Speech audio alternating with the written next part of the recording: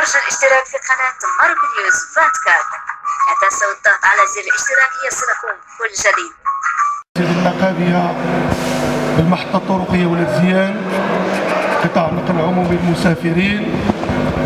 تحية كذلك لشغيلة قطاع النقل العمومي للمسافرين بالمحطة الطرقية ولاد زيان وكل المهنيين بهذا القطاع على الصعيد الوطني. حقيقة أننا اليوم في هذا اللقاء التواصلي الهام وفي هذه الظرفية التي تتسم بمعاناة وبانشغالات وبهموم ومشاكل شغيلة قطاع النقل العمومي للمسافرين، سائقين، مهنيين، أرباب، كل المنتمين لهذا القطاع.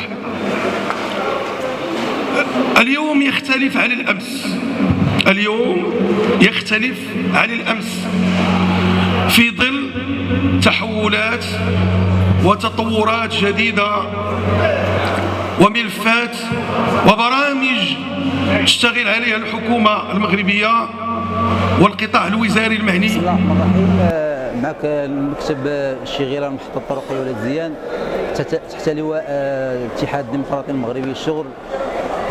هذا برنامج تحسيسي لفائدة الشغيلة، وكذلك هو توعية لجميع المستخدمين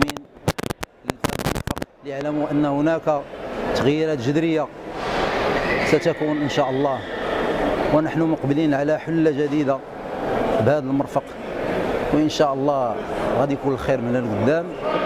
وكيف كتعرفوا أن المغرب مقبل على تظاهرات عديدة مثل كأس إفريقيا، كأس العالم، وكيف معروف أن نقابة اتحاد المراقبة للشغل ما جاءت إلا لإنصاف الفئة المستضعفة والدفاع عن الحقوق الشغيلة ديالها. إن شاء الله يكون الخير. احنا شعارنا التعاون، وتعاونوا على البر والتقوى ولا تعاونوا على الإثم والعدوان، وحسبنا الله ونعم الوكيل. المشاكل اللي كتعيشها مثلا الشغيلة انتم كتبعوا؟ وكانت المحطة في واحد الحالة يرثى لها، حالة مزرية، والحمد لله احنا دابا مع إعادة تأهيل المحطة ستطل على واجهة جديدة إن شاء الله، وغادي يكون الخير من القدام. هذا وعود المسؤولين، وإن شاء الله احنا كشغيلة كنا كنستنكروا هذا الأمر اللي كيوقع في المحطة. مثلا بحال الأمر اللي كيوقع في المحطة، والفم يتنزع عن ذكر هذه الأشياء التي تقع فيها، أشياء غريبة.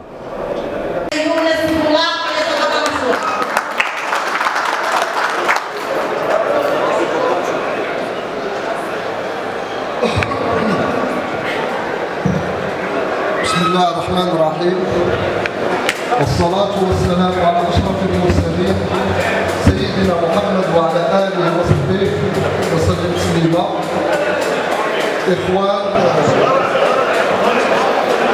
الاتحاد الديمقراطي للشغل المغرب، يشرفني اليوم الحضور معكم ويشرفني دعوتكم لكي نكون في هذا اليوم شركاء من أجل النمو بقطاع النقل الطرقي لنقل الأشخاص بين المدن مستقبلا إن شاء الله. إخواني الشغيلة، السلام عليكم، احتراماتي لكم، أنتم إخواننا ونحن إخوانكم، والعمل معكم سوف يكون في إطار شامل مستقبلا، وفي إطار تضامني، وكذا في إطار قانوني، كي نسير ببيتنا اللي هو المحطة الطرقية ولاد زيان إلى بر الأمان وعودتها إلى توهجها كما عهدناها في القدم.